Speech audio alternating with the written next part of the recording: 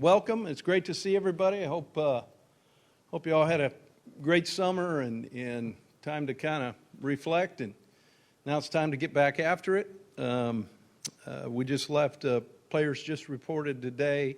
We're still in school, so we're kind of changing schedules around as we go for these couple days, and that's part of it. We'll continue to do that today, obviously Thursday and Friday, and then kind of have everything set on Saturday. It'll be the first time that we're kind of on a normal routine, so to say, as school closes or finishes on Friday for us, for most of the guys as we go. Tomorrow we'll start our practices. We'll do our split squad practice. We'll take kind of the rookies. They'll be going first. We'll take the vets second. A lot of that has to do, obviously, with the different class schedules as well. But more than that, gives us an opportunity to kind of coach those rookies one-on-one, teach them our expectation of how we practice, get them in and out of the 2, 3, and 4 spot drills where they're on the move and know where to go, and really give them an opportunity to get their feet wet at a Gator practice before we join the whole group. We'll follow that up, obviously, with our vets, and I'm looking forward to seeing how they attacked Phase 5 and are ready to go into Phase 6 here, which is fall camp, and get an idea kind of where we're at a little bit, both knowledge-wise and really where the competition begins. I think if there was one thing that I would say about this year's camp that may be a little bit different than in the past, is the true competition at so many position groups. And it's something that we were looking for. Our roster is on balance, pretty darn close. We've got a really good group of numbers-wise at all the different spots, which is going to allow us to practice the way we expect to practice and like to practice as we prepare our guys moving forward. This camp is going to be uncomfortable for our guys. It's going to be something where there's going to be a lot of things stressed, as simple as, sweating every small detail. There is no detail small enough to be overlooked. It's going to be hard, and that'll be intentional. I'm really looking for us to take the next step to where the uncomfortable becomes comfortable, where when things aren't going just the way you like it, so what? Let's do something about it. And I think that where that'll stem from is the competition moving forward, because we've got a lot of good players. Some haven't played, but that's okay. It's okay. They didn't come here to sit on the bench. They came here to play.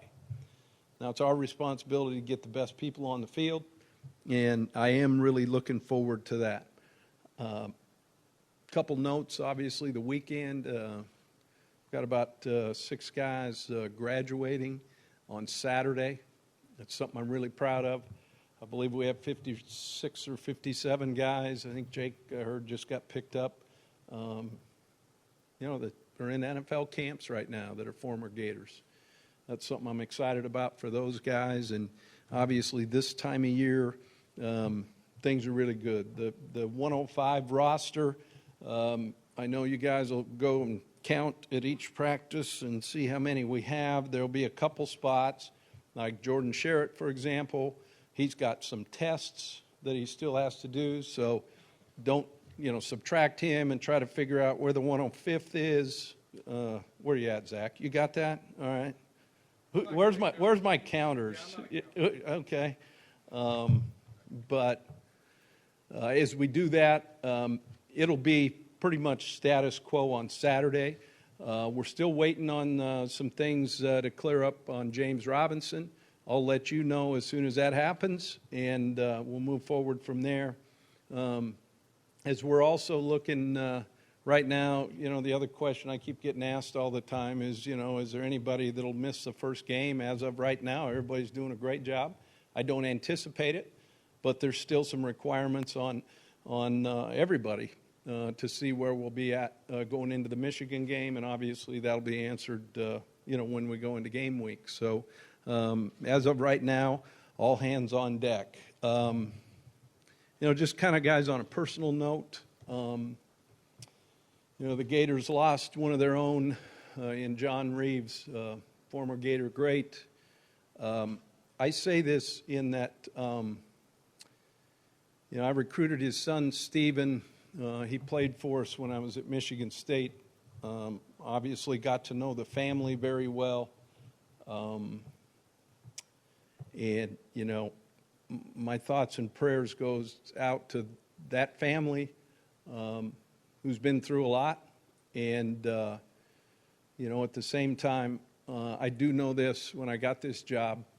I don't think anybody will ever realize how much the Florida Gators truly meant to John Reeves. And, my thoughts and prayers are with them. Kind of with that, as we go from there, guys, we're missing our injury report. No, there you are. So didn't anyone tell you to get to the front of the classroom, or what? Is that what it was? All right. We've got some guys, obviously, that have been through some things that, will be unable to perform out there. Obviously, you're well aware of Marcel Harris, what occurred there. Rick Wells, these guys are all going through treatment, and we'll be doing that as we're going through practice. MacArthur Burnett, Nick Smith, who just recently had some work done. Guys that'll be limited in practice will be Jordan Sherritt. How we will kind of work him will be similar to what we did with Antonio Morrison, a couple of years ago, in which we kind of filter him in and out. We're going to take Antonio Riles and Kavaris Harkless, who will be limited, but what we'll do is kind of break those reps between the two of them, so as they kind of get going, they're easing back in. But they'll obviously be out there at practice, so I think that should hit all of that. And so with that, guys, questions?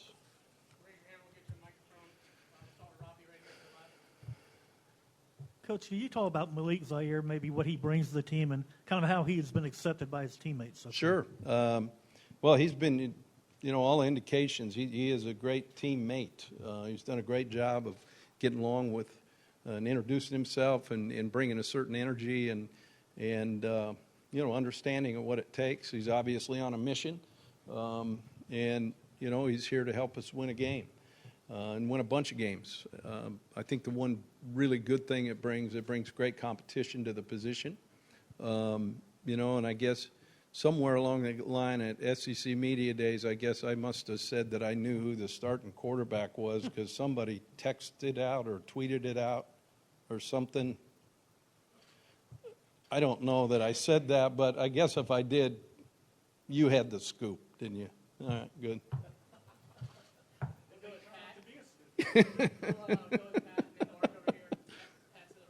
All right, Pat. Hey, Coach, you guys have had a luxury the last 2 years of being reliant on that back end with the secondary. I think 6 of those guys are now in the NFL, and with this young group, with Marcel out especially, has that changed the way you kind of approach the back end defensively? It's interesting, and every year, as we talk about, each team kind of morphs into its own. I think let's give the credit to the guys that were here that those guys really ended up being great players, and like you said, 6 of them playing at the next level, and that speaks volumes for that.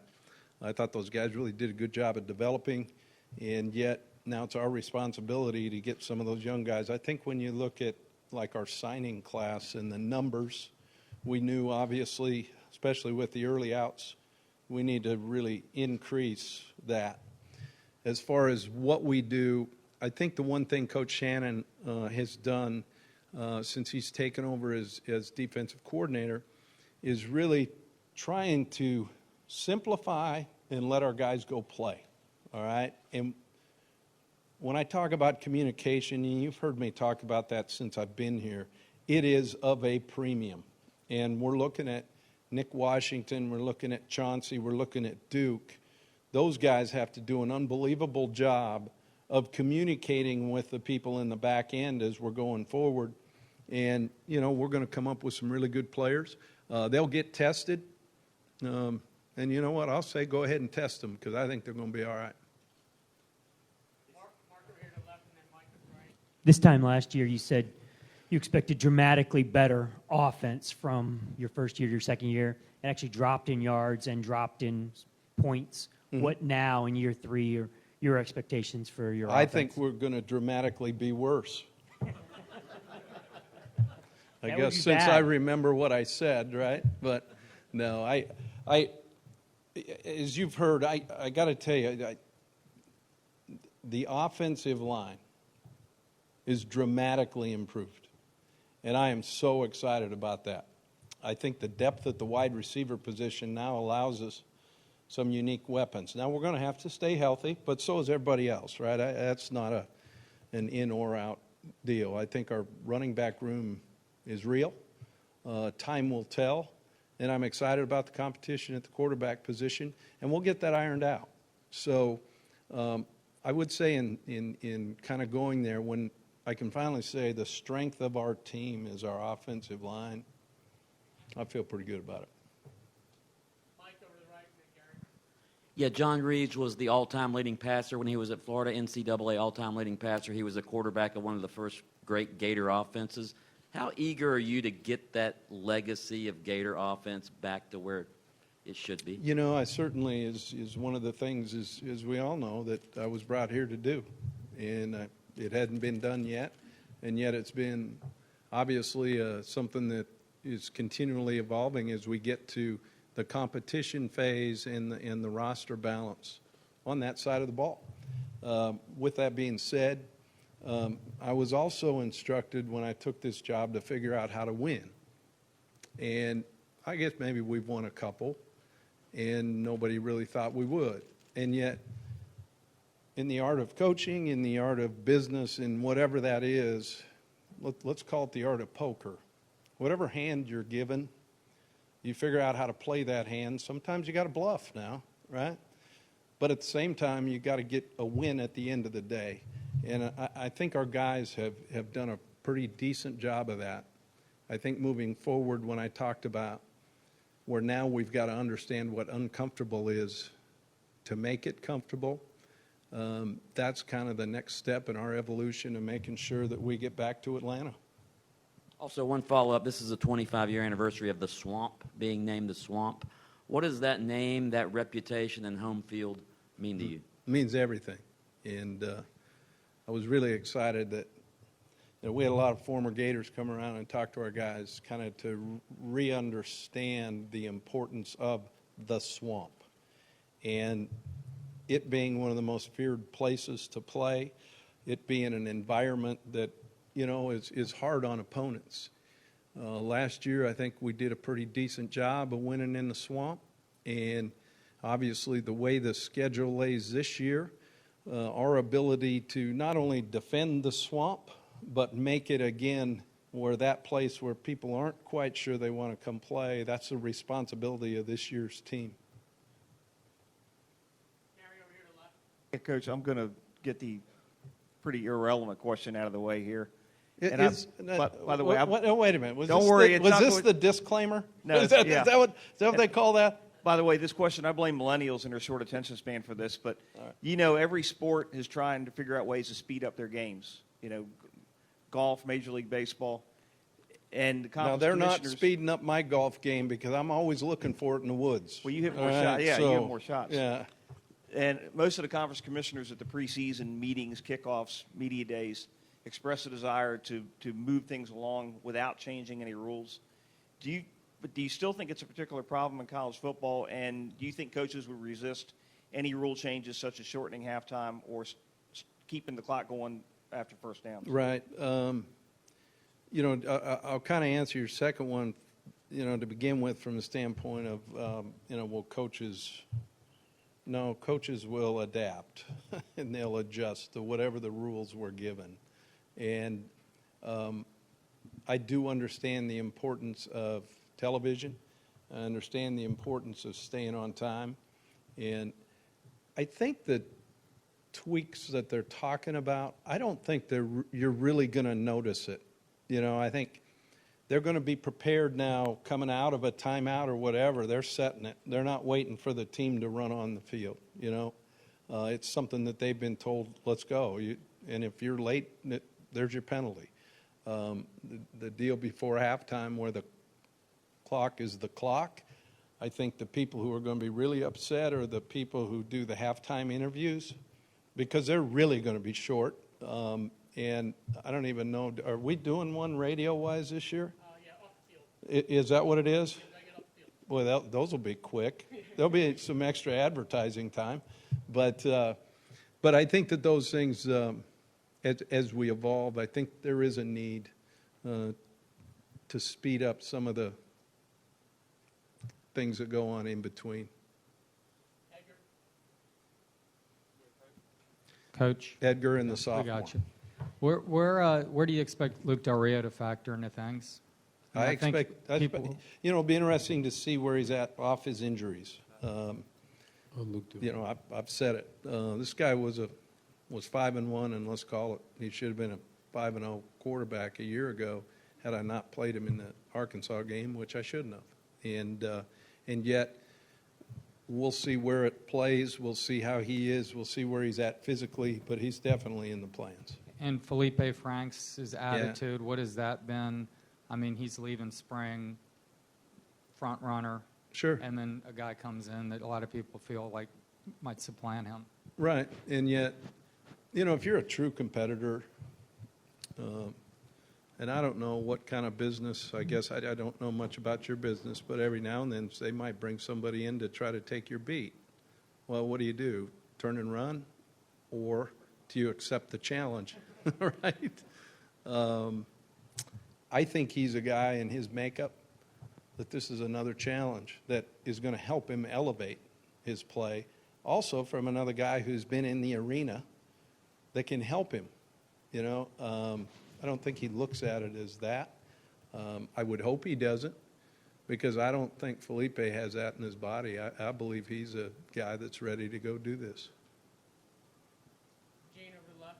Coach, with all the different variables that you've got at quarterback, different strengths, different guys, plus, the wildcat guys after that, do you see that as an advantage or a disadvantage when you're trying to reach a decision on who should be your number one guy? I think it's an advantage from the standpoint, now it creates some hesitation maybe in what you're going to see defensively, especially being sound in people's blitz packages when you're carrying some option stuff and doing some other things within that, that those guys can not only run but throw. I know, like the Wildcat, sometimes you put a guy back there that's a running back, right, but he can't throw. Now I think we've got some guys that can actually play the position of quarterback, still do it, and I don't think our development will change at all. As a follow-up, as you're leading into this over the next 2 or 3 weeks, or however long it takes, is there a disadvantage when you have so many options? I don't think there is at all. I like having options. It's when you don't have options that sometimes you beat your head against the wall. So I think in this case, it's a real positive. Jim, you said a theme this year for your team is sweating the small stuff. Obviously, going into year 3, I think you would imagine that your players understand the big picture.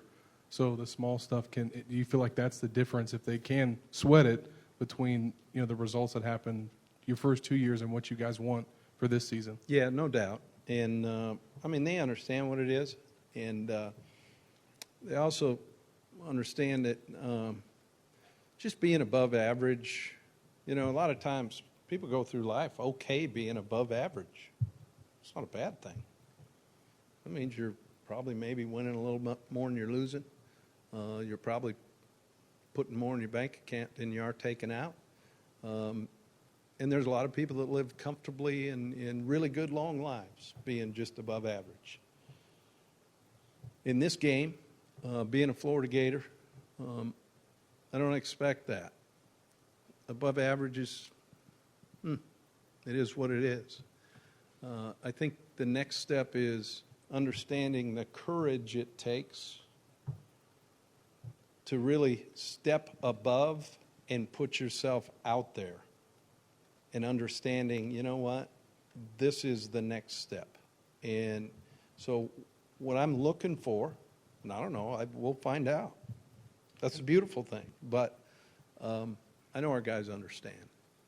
And then as a follow, as you go into year 3, your last time in the SEC, you kind of knew you were at a program where in year 3 you knew what it should look like to win a championship from a roster standpoint, from a culture standpoint. Do you feel like you have that here? Yeah, I do. I feel like we're at that point now. No, I'm not going to give you a Joe Willie Namath, and that's what you want. That ain't happening, because right now we're not at the Joe Willie Namath stage, right, where I can go ahead and guarantee. I do know this: we're okay, and we're more than okay. We're pretty darn good. Jim, am I on? Malik Zaire obviously is a lefty. What, from your perspective as a coach, is different with a lefty quarterback versus a righty, or anything? Well, first thing we do is I go ahead and watch the film actually backwards, so everything's thrown right-handed. It's a hell of a deal, right? It's really cool. But no, we've had left-handers, we've had right-handers. Obviously, Coach Nussmeier is a left-hander. So, teaching-wise, progression-wise, here's always a kind of fun thing, is when you're a right-handed teacher teaching a left-hander to throw on the run. That's always a fun one. But good thing he knows how to throw on the run already.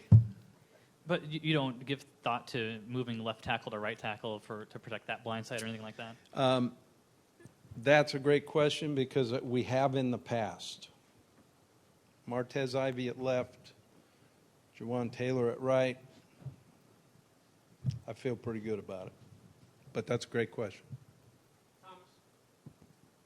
I think there's been a healthy degree of skepticism, at least in the fan base, when it comes to the offensive line. You've been pretty vocal that you think that can really be a team strength. I do. I'm wondering, other than having the numbers back up to where they need to be, what gives you confidence in that group that they're going to turn the corner? I've seen two things. I've seen a sense of understanding through competition, that no spot is safe, which then helps breed excellence in performance, especially as you're going through practice.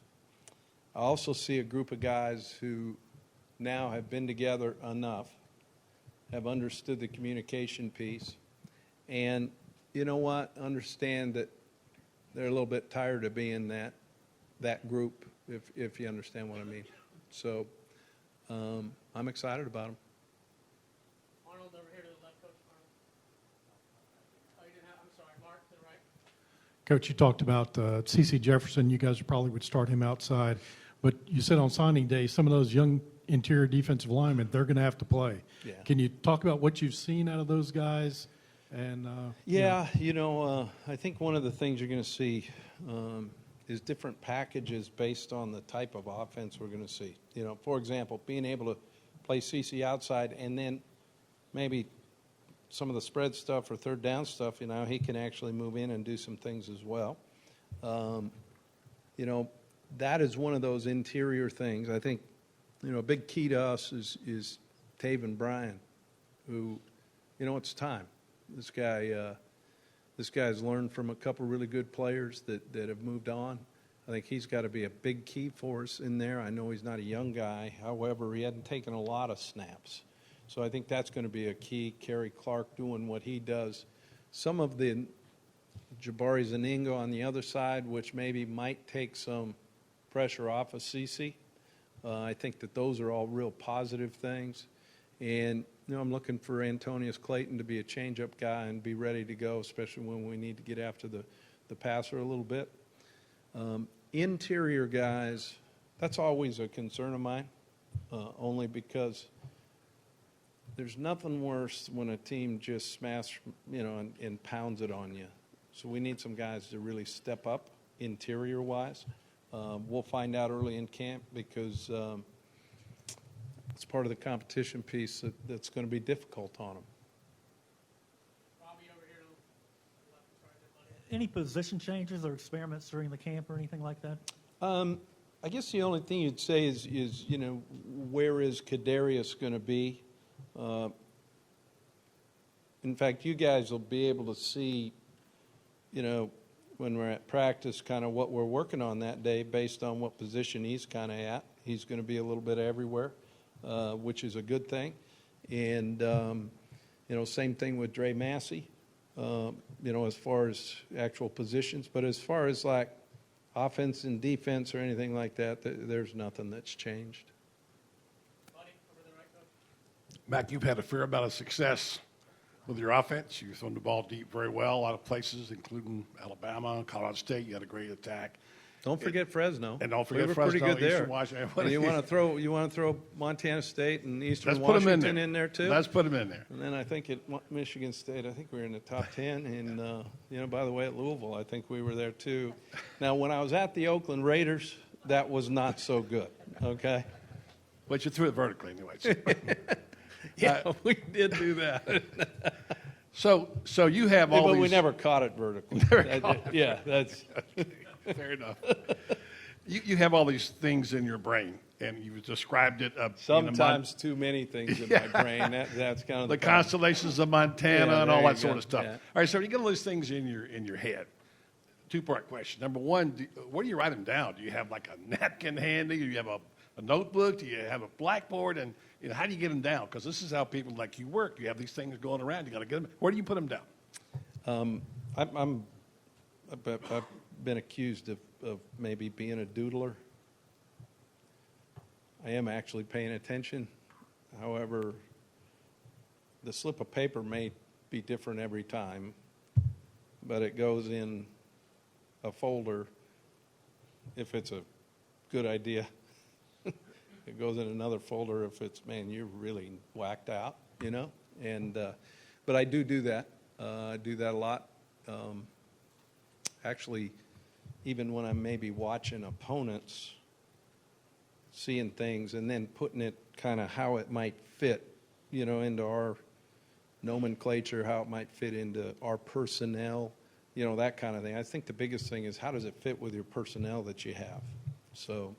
And now you have a few more toys, maybe you say. Yeah, and the other thing, I'm going to go back. I mean, I'm okay putting the heat on these guys. We got an offensive line, man.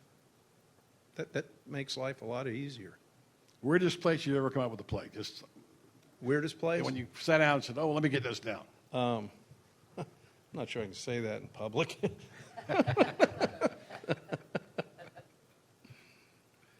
Next. Going back to your excitement for the competition at quarterback, how even would you say it is starting off tomorrow? It's even. And then, so is there a difference between how even and even? I don't know. It's kind of like a silent verbal in recruiting. What exactly is that? Silent verbal. How do those two terms go together? I'm still. Yeah, is that how that is? Which really means it's not a verbal or it's where is it? Just cracks me up. Anyway, it's an oxymoron. That I believe that is a proper term, and don't ever call me an oxymoron again. Go ahead. And do you expect or want this competition to go all the way to the end of camp? I don't know. I think it. We'll see. I haven't put a deadline on it, and we'll see where it goes. You guys will know. Does Malik have an uphill climb during the offense, given that he's only been here this summer? No. starting the season with Michigan, what does that mean, marquee matchup for this program, and how do you see it impacting kind of the focus and intensity of camp, or if at all? Yeah, I think the guys realize it's for real right off the bat. It's an opportunity for them to go on national television in a great environment and find out who they are. I think that this is one of those games where you get to find out who you are, and yet you also got time to recover. You also have time to learn from it and continue through the season. I just think it's good for college football. I think conferences playing each other, two storied programs meeting at a neutral site. I think that's the way it should be. Coach, could you just talk about the progress that Tyler Jordan has made, and does he sort of epitomize? You said no job is safe on that offensive line. Does his status sort of epitomize that? Could play any three positions, could be a backup, could be a starter. That's exactly right. And yet here's a guy who's started for us, obviously got thrown to the Wolves early in his career, has had the opportunity to both play guard, center, and at times has had to fill in at some tackle stuff as he goes. I think his understanding of what it is to play and what it takes to play is really going to help him. And it'll be, again, he's one of those guys that'll play a bunch for us. A lot of talk about the offensive line. How much of that is kind of the energy that Brad Davis has brought to that group on top of what you've already mentioned as far as the guys? I got to tell you, I'm really excited about Brad. Kind of, how he goes about his business and obviously really invests himself in these guys' lives. The energy, as you spoke, is fantastic. Obviously, I'm putting the heat on him too, and yet he's ready to take it. I love his pedigree. I like the fact that he kind of had to earn his stripes at these powers like Portland State, the household college football name, right?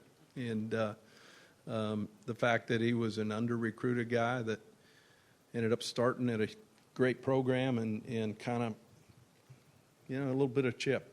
And I just love that. I think what Jaywan's done already, being able to get Skip over to his natural position on defense as linebacker, and obviously what Corey brings. I think anytime you have an opportunity to infuse, your staff, I think it's a good thing.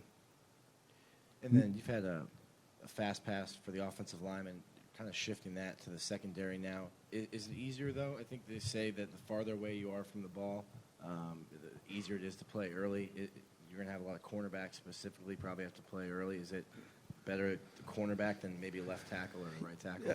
Yeah, I would say this. You're sure out there in the open more. I don't know that it's any easier. They're going to sure know who you are because they're going to see you.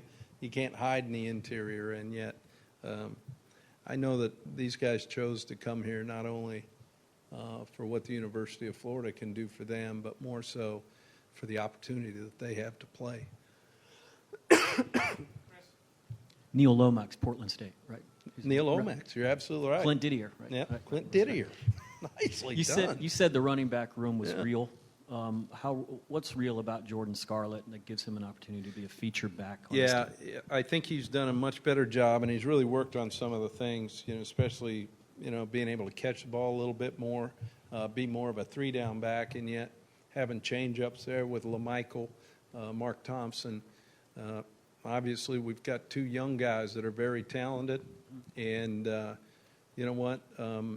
We've got some options, and that's a good thing. And how key is that to the offense just to get the running game going from where it was, especially Well, I think anytime you can run the football, at some point, you can really take it out of a team. Philosophically, I've been a guy that loves to throw it early and then hopefully wear them down a little bit and then shorten the game, as the question was over here, and get on the back porch quicker, by running it and controlling the line of scrimmage. That's a big piece of what we have to do is learn to control the line of scrimmage. Jim, you talked. I remember the Vanderbilt game after last year's Vanderbilt game, and you were pretty hard on your offensive line at that point. Yeah. Was there a point where you feel like, because you've been talking them up all offseason, where you saw kind of the spark, you saw the light go on, or whether it was body transformation or whatever that? Yeah, I think it was really kind of this offseason in spring. I saw a little bit of it in bowl prep. Carried over decently in the in the bowl game, where I think they probably got together and said, "Look, we can do this, and there's no reason to take a back seat to anybody." A few of us here covered Martez Ivy in high school, and he was kind of the quiet giant there. Yeah. How much growth have you seen from him, and how has he accepted this new responsibility? Well, he's embraced it full on, and I think he's at his comfort level now back at tackle. However, I think what he learned at the guard position, just with the communication piece alone, is something that's just helped him be even a better player. He's a guy who's got a lot of pride, and you're right, he's quiet, but you know what? When he talks, the team listens, and that's a good thing. Yeah, you talked about the Michigan game being what college football is all about. How do you feel about Coach Saban's idea of Power 5, only playing Power 5? Yeah, he really, I don't know the time he has on his to come up with stuff all the time. I mean, when I worked for him, I never even thought about that kind of thing. But I think it's good. I do. I think it has merit, and I think it's what people want. And in doing that, possibly then expanding into that playoff and using the bowl system as part of that, I think that there's probably some merit to that. And yet, nobody at the NCAA has called me or asked me my opinion. And it'll probably stay that way. Coach, back to the offensive line. Where am I at here? Okay. Back to the offensive line, 2 parts. Can you talk about the progress of Brett Heggie, and then also T.J. McCoy, the way he jumped in last year, and where that makes him at this point this year? This goes a little bit back to Pat on that kind of where I think T.J. McCoy was actually kind of a lightning rod a little bit for us from a transformation piece.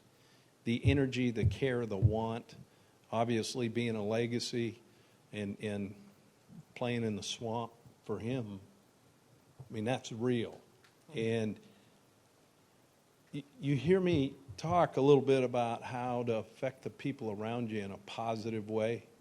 He's definitely one of those guys. In Brett's case, that wrist is totally healed now. I mean, when he first got here, that thing was almost like fused, right? But his development, and you saw, I think, in the spring, he was in there battling for a starting spot. He brings toughness.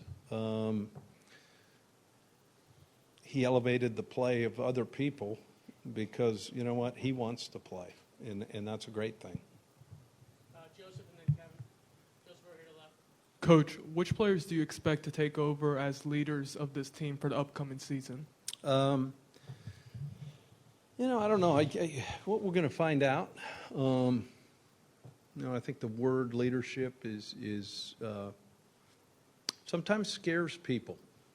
Okay, I'm excited to see the guys that actually do it through their action, that become the leaders of the team, and who that's going to be. We obviously don't have the alpha dog like we did in Jared Davis. However, you know what? He only really played half the year, but he was still there. We lost Marcel. Marcel will still be there. Obviously, the year before, Antonio was kind of that guy.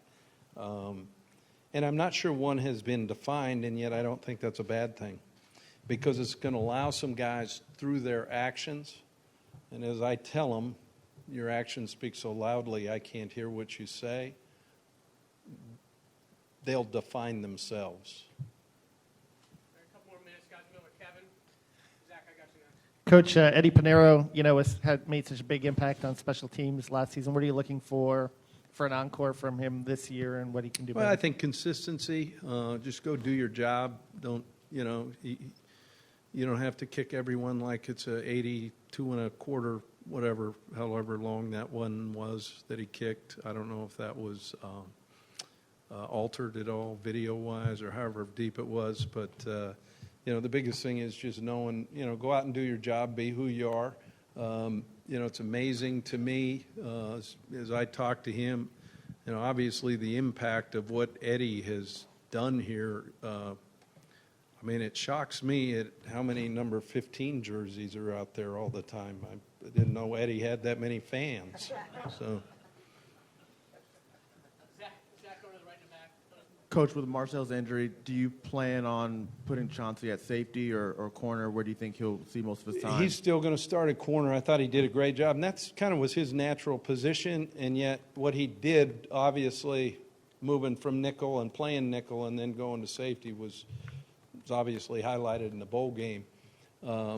As of right now, we've got to see kind of where that competition is. I know this, we feel comfortable with Chauncey being able to move nickel safety corner, but we still want him early in camp to really focus on the corner because he didn't get a bunch of it last year.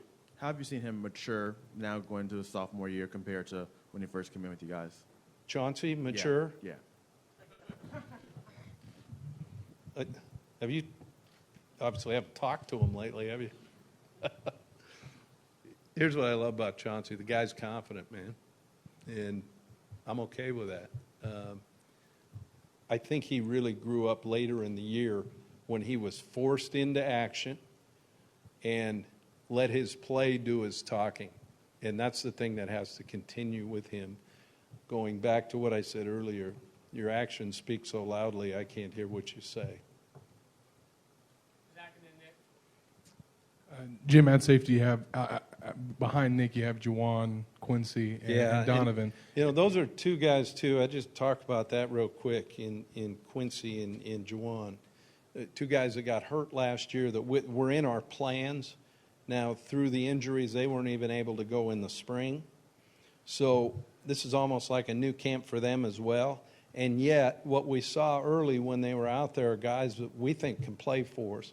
And so it'll be interesting to see that battle with those guys. And then as far as the some other options at safety potentially for you, what freshman defensive backs you think will work there? And then also, will there ever be any situations potentially with your scheme where you can fit Kylan Johnson in some of that Marcel Harris type role? I think the one thing we can do is he can actually play some nickel versus certain teams, which puts him in that secondary kind of phase. He's grown himself into a linebacker. I think he played well enough that I'd hate to take that away from him. And then seeing those young guys in practice, Zach, you know me, I don't throw those young guys' names out because it's not fair, However, I'm excited to see those guys at practice. And then lastly, as you move forward into fall camp and you and your staff focus on football season, can you just speak to the recruiting momentum that you guys built in the summer and why you think you guys got the results that you got? Guys, this whole deal's about relationships, all right? There weren't a lot of people that knew much about us. And I think what's come to fruition is the honesty in which we talk to them and we tell them. Our current players relay that to them, that what they're saying is true. It's not made up, and when you get here, it's different. And I think that's made a huge impact. I think the high school coaches, they know this is who I am and this is what I'm all about. And the way we treat our players, I think, is something that's a real positive.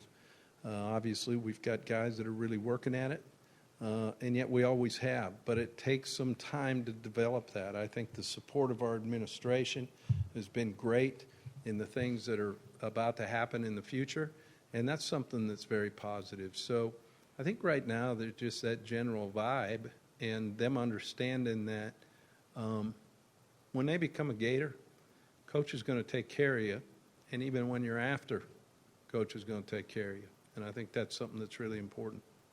All right, 3 final questions, guys. Hunter, all the way back to the right, Ryan, and then Ethan. Hey, Hunter. Hey, Coach. This is your 3rd season. Practice 1 tomorrow. Now, let's stop there. In dog years, it's year 21. I hear you. Well, Okay. practice 1 tomorrow. And then what do you want to see from practice 1 to practice 28? Last season you talked, you said after practice 13, the jerseys will wear. You'll start to see something with this team. What do you want to see this year between practice 1 and practice 28? What I really want to see is I want to see our guys strain. And I don't want to see them give up. I want to see them fight internally, and I want to see their partner affecting them to say, we need you. The expectation in each position room has been clearly defined. The role, what each guy wants out of each guy. So now, come 13, come 16, even come game prep week, where is that strain when things are uncomfortable? That's really what I'm looking for. We saw David Reese make an immediate impact last year. What's the next step or level for him this year, and how key is he to this retooled defense, maintaining that standard? Yeah, I think, what David, Beauchamp, obviously, Kylan, as we talked about earlier, those guys have to really be leaders, and you know what? It's only their 2nd year.